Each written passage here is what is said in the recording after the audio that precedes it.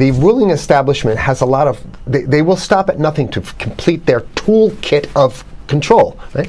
So one of the things that has been missing from the toolkit of total control has been quarantines and curfews, right? Mm-hmm. So now, welcome to the new world in America, where to get on a bus, to go through a subway station, if you think that the procedures at the TSA are onerous, right?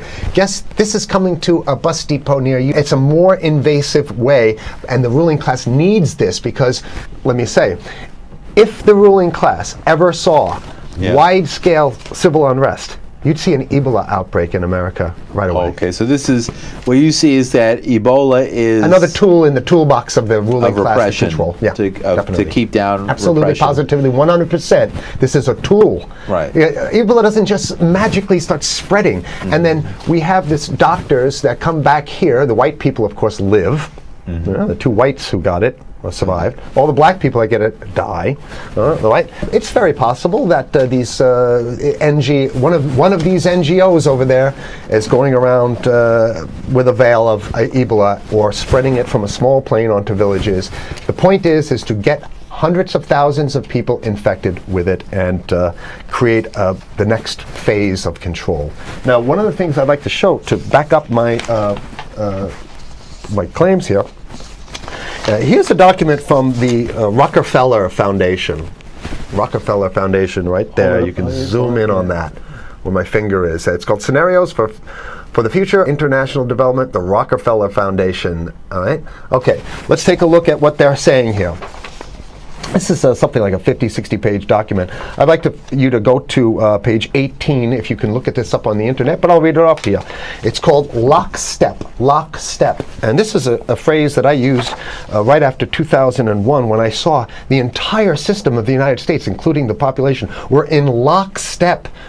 So the Congress went along, and yes, it was Osama bin Laden, and the people waved their flag and said, I hate, hate, hate, hate, and everything was in lockstep. Well, in 2010, they published this, Rockefeller Foundation, and here's what they're saying. They're saying that they call it a scenario. These are scenario narratives, and they speak about it in the past tense. So they put out this scenario, lockstep. A world of tighter, top-down government control and more authoritarian leadership with limited innovation and growing citizen pushback. Okay, I'll read a little bit of it. In 2012, the pandemic that the world had been anticipating for years, nobody was anticipating a pandemic, finally hit. Unlike 2009's H1N1, this new influenza strain originating from wild geese, they use some scenario, but this is Ebola they're talking about. Ahead. Even the most pandemic-prepared nations were quickly overwhelmed when the virus streaked around the world, infecting nearly 20% of the global population and killing 8 million in just 7 months, the majority of them healthy young adults. The pandemic also had a deadly effect on economies. You can see the agenda.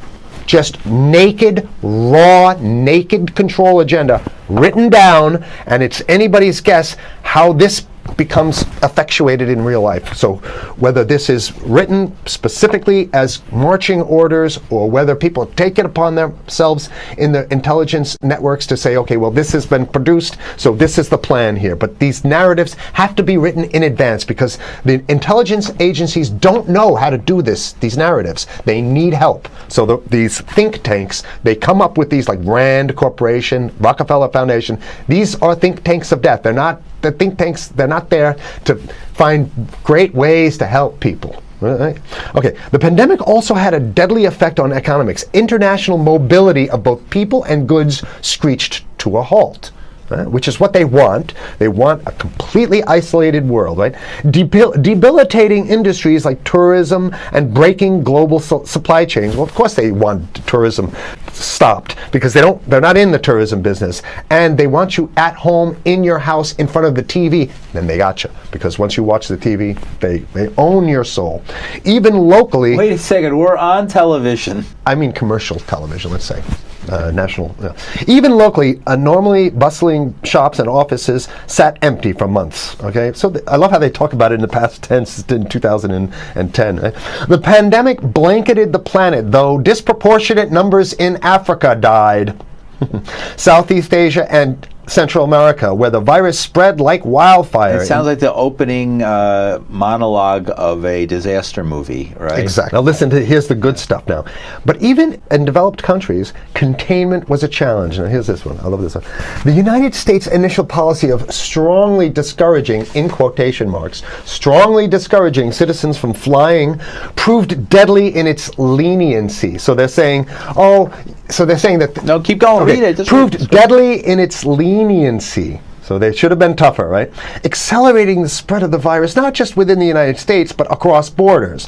However, a few countries did fare better. China in particular. The Chinese government's quick imposition and enforcement of mandatory quarantine for all citizens, as well as its instant and near hermetic sealing off of all borders, saved millions of lives, stopping the spread of virus far earlier than in other countries. So the message is here is we have to look towards the Chinese, the oppressive totalitarian Chinese regime as an example of what we need to be doing here. And of course, the ruling class here loves the Chinese regime because they have demonstrated to the ruling class the most efficient form of capitalism, which is authoritarian capitalism. So we have capitalism, but unfortunately we have this veil. I get it. We have this veil of democracy. This is very interesting. This is continue on. Okay.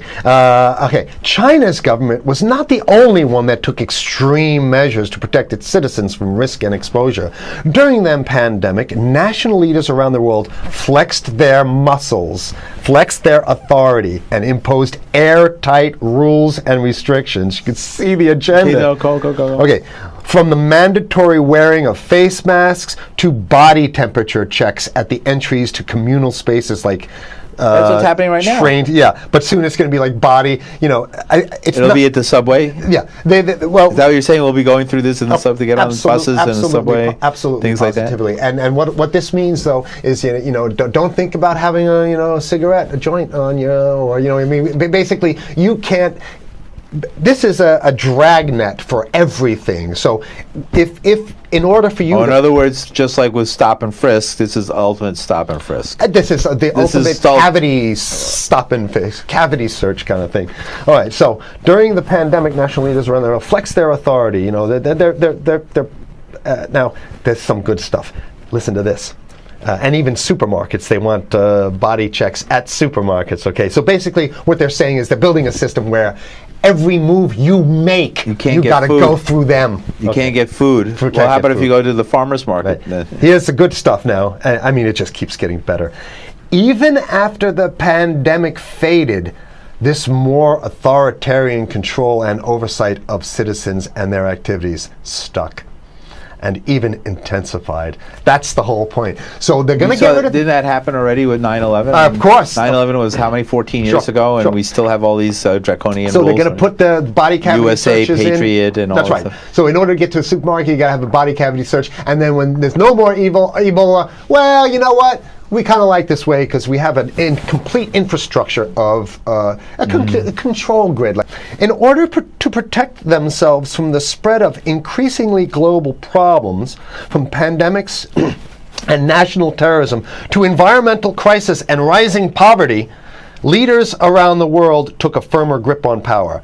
Well, what the hell would rising poverty have anything to do with imposing strict citizen controls with face masks? Right? So they're very sloppy stuff here.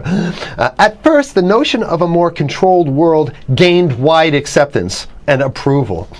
I'm sorry. Nobody likes this stuff. They're just saying it.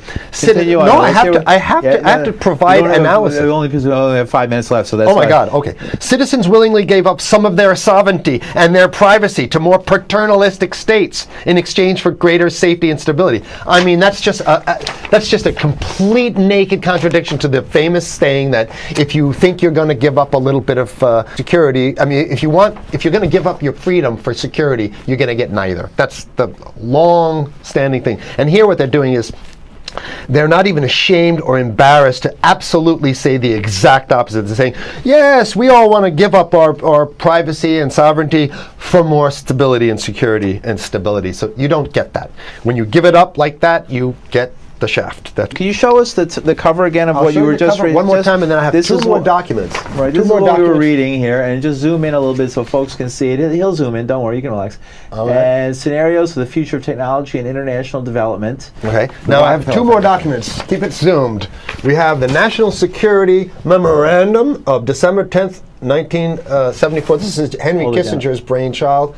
The National Security Memorandum number 200. You can look that up on your internet. I'll summarize it. He says that there's too many people, we got to get rid of the population. So to answer your question. Oh, from earlier. Yeah, he says, he used the word depopulation, which is different.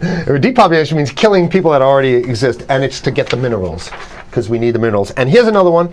The CDC has a patent on Ebola. They patented it. Yeah? Right. So basically, if you want to get a cure for your Ebola, you got to go. It says it right up here, right? It says human Ebola virus species and compositions and methods thereof, and it's a patent. It's a patent. They patented the main strain plus something like 17 other strains of it. So they own it now, and I don't know how exactly you can own that, but apparently they've done the same thing. Yeah, I didn't think you could own a natural. Yeah, you can. They've, I guess the main thing to finish off this show is this: that they want to get more control, more and it's going to be curfews and quarantines. So what I'm saying is that unless the American people start to get some new way to revolt, a new way to organize, new way to protest, unless we can break through the apathy, because that's what we have here, then it's going to be a slave state here. The ruling class doesn't seem to have too much resistance. They're getting everything on their Christmas shopping list, and they've been wanting quarantines and curfews for a long time. Now they got it. And if you want to live in a world where you're tricked into all this stuff because it's for your safety, right? And if you want to have a probe and make sure you got to check your pockets, make sure you don't have anything incriminating on you before you go out, and when you step out of your house, you want some police there to monitor and see what you're doing. If that's the world you want to live in, be apathetic, don't do anything. You're going to get that world very soon. It's coming your way, definitely. Mm-hmm. Yeah. So what should people do? What's the hope? You have 30 seconds. To wake up, learn about it, and go fight these bastards in Washington. They're easy to beat. If we can just organize, we can beat them. It's simple. They're weak, and there's so few of them.